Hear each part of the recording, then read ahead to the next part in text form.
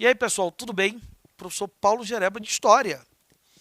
Na aula de hoje, nós iremos comentar algumas questões sobre o imperialismo europeu ou neocolonialismo europeu.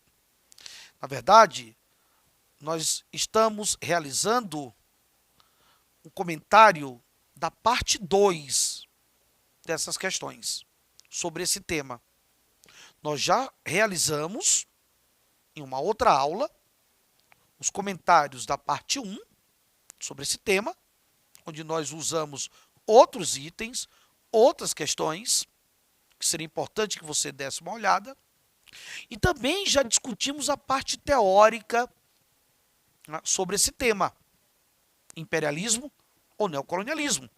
Então seria muito importante que você fizesse o movimento de ir lá e olhar a parte teórica da aula, olhar os comentários da parte 1 de questões, para que você possa se ambientar melhor ainda, poder ter mais recursos para acompanhar e até mesmo daí de casa, né, começar a pensar em marcar aqui a opção sobre essas questões. Mais uma vez, nós priorizamos trazer comentários sobre a prova do Enem. E quando se fala de Enem, se utiliza o termo item, né? O Enem item, mas se eu estivesse comentando algo sobre a UEMA, aí a gente poderia usar de uma forma mais apropriada o termo questão.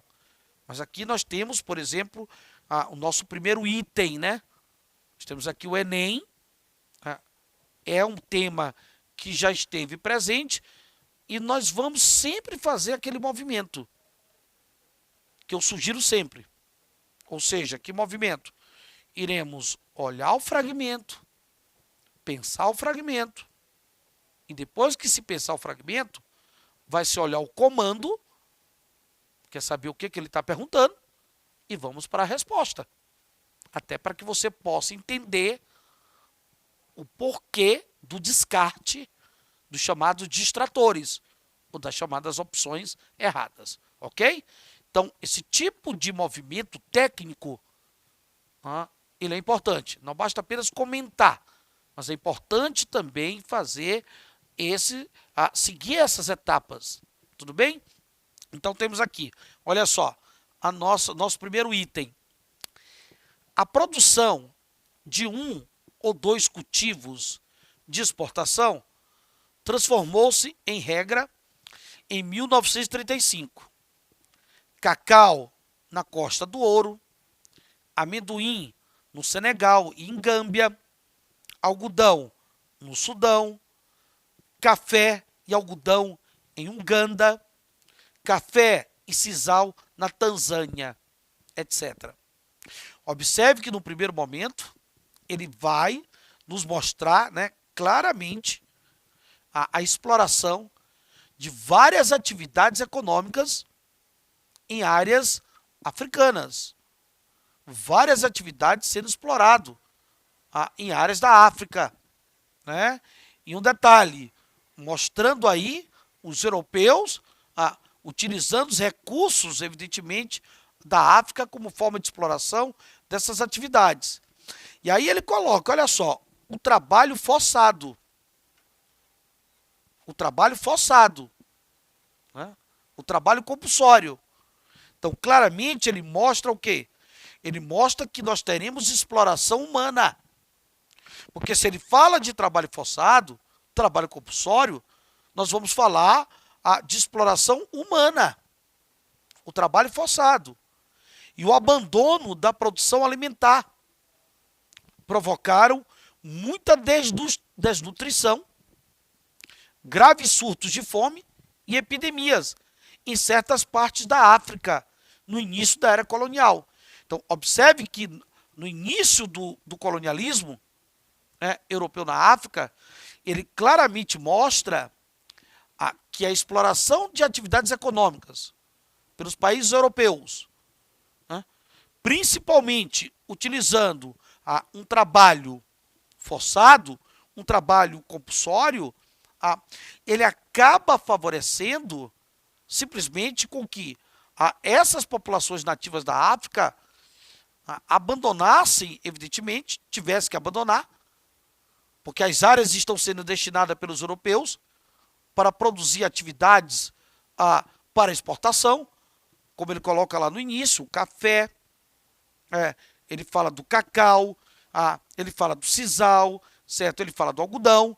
Então, observe que essas áreas, os europeus destinam na África para explorar essas atividades, o que acaba levando esses nativos a ter que descaracterizar as formas de sobrevivência deles. As atividades econômicas que eles utilizavam para se alimentar, para sobreviver, acabam sendo o quê? Descaracterizadas. E isso vai gerar o quê? Fome. Vai gerar doenças. Então, observe que esse processo de exploração, ele está acontecendo de uma forma totalmente desumana. Né? Não há humanitarismo na forma como os europeus estão realizando esse colonialismo na África. Eles estão explorando as atividades econômicas, eles estão descaracterizando as áreas alimentares de sobrevivência desses nativos africanos, e eles estão usando os nativos africanos como mão de obra forçada. Então, as ações humanitárias aqui passam bem longe. Então, vamos ver o comando da questão. Nos termos apresentados no texto, o neocolonialismo, ou imperialismo europeu, deixou o seguinte legado, herança, para as áreas ocupadas. Então, qual foi a herança que ele está deixando aqui para a África? Qual é a herança? Evidente, letra o quê? Letra B. A expropriação de direitos humanitários. Essa é a herança. Ele está simplesmente expropriando, acabando com os direitos humanitários, principalmente onde esses nativos estão sofrendo com trabalho forçado, esses nativos estão sofrendo com fome e até mesmo com epidemias, como ele coloca, evidentemente, no fragmento. Então, resposta, letra B de bola. Ok, galerinha? Beleza? Então, vamos para cá, para o nosso segundo item. Porque é um outro questionamento lá do Enem. Nosso segundo item. Olha só o fragmento. Em busca de matéria-primas e de mercados por causa da acelerada industrialização, os europeus retalharam entre si a África. Retalhar quer dizer o quê? Partilhar, dividir. Inclusive, os europeus fizeram isso no final do século XIX, através da Conferência de Berlim.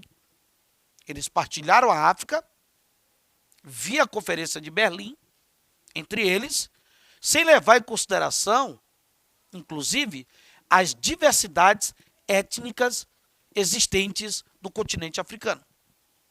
Eles não levaram em consideração essas diversidades étnicas. Partilharam a África para buscar mercados, partilharam a África para buscar matéria-prima, metais preciosos, para buscar mão de obra mais barata, certo? Estimulando, ou melhor falando, estabelecendo fronteiras artificiais, ignorando as fronteiras étnicas naturais da África, ignorando as formas de organização econômica dos nativos africanos, ignoraram os seus valores culturais. Isso são ações realizadas pelo imperialismo, que está explorando os recursos naturais do continente africano.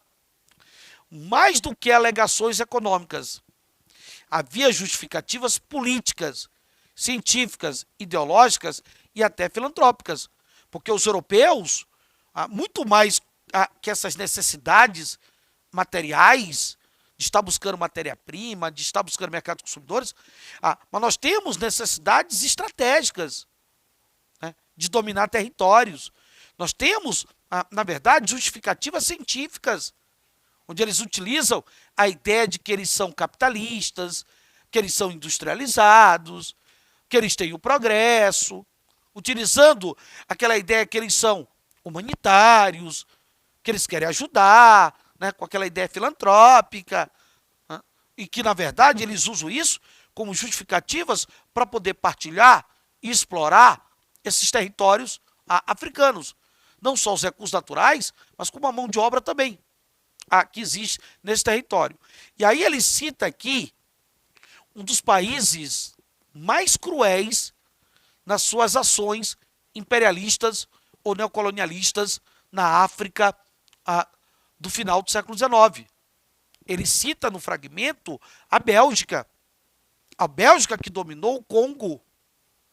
O rei Leopoldo, que simplesmente acabou punindo de uma forma violenta e de uma forma severa todos os nativos africanos do Congo que resistiram à dominação belga.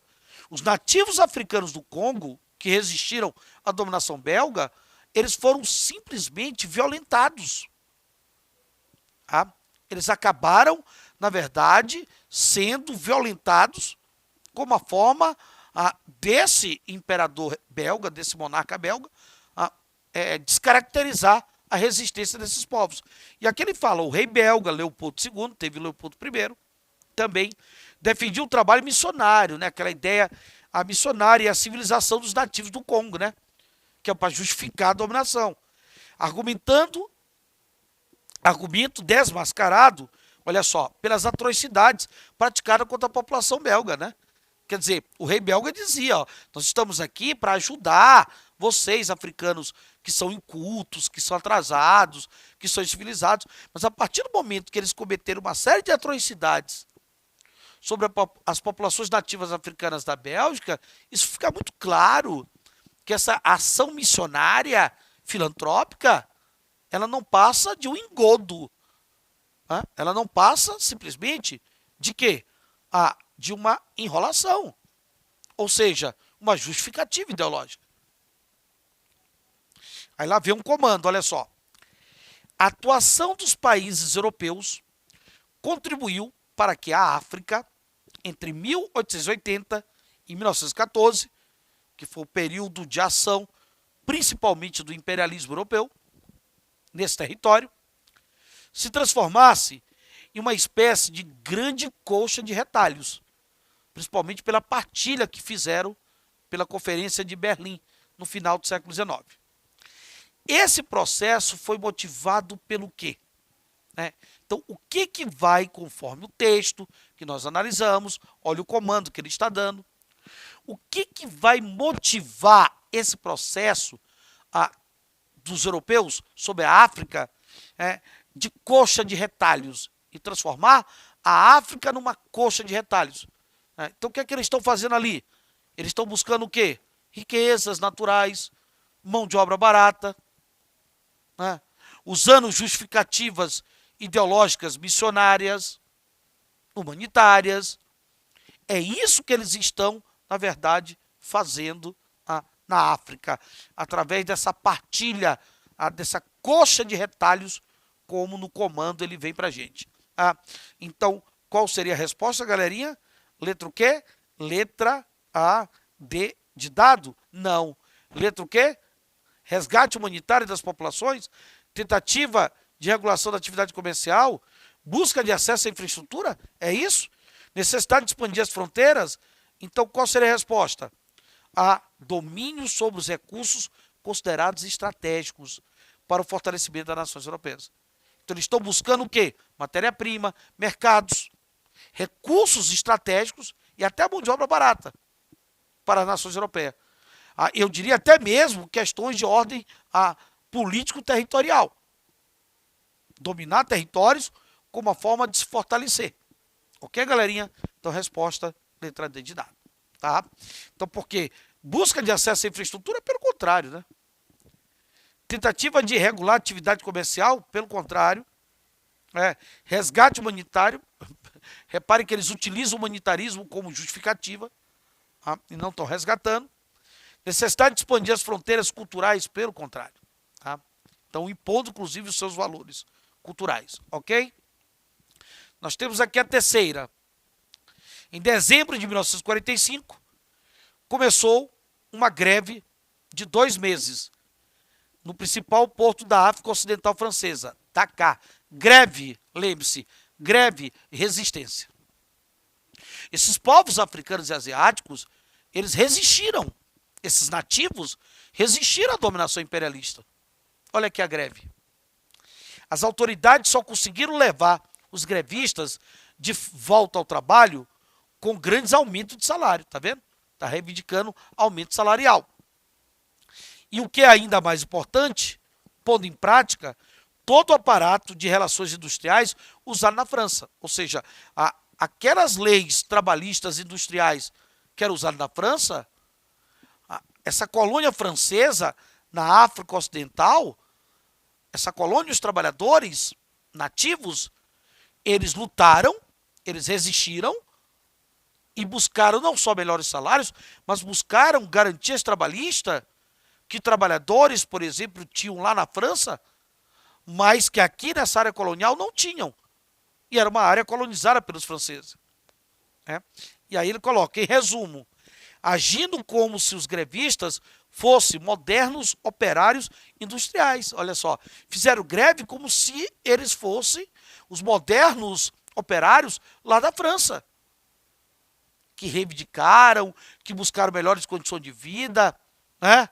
No século XIX, com o ludismo, com o cartismo, com o sindicalismo, né? Então, eles vão, evidentemente, lutar por uma série de direitos, para fazer valer a legislação trabalhista que se tinha lá na França sobre os operários industriais, para fazer valer essa legislação aqui, principalmente em relação à questão do aumento de salário. Então, está se falando de resistência. O fragmento fala de resistência. Ok? Então, vamos ver o comando do item. Olha só. Durante o neocolonialismo, o trabalho forçado,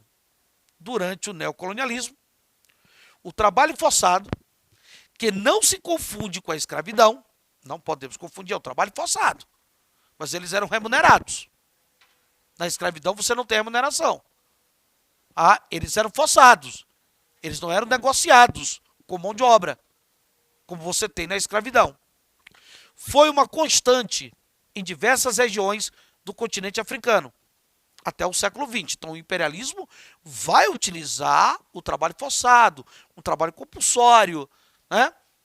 Não garantindo uma série de direitos trabalhistas que muitos trabalhadores da Europa já tinham.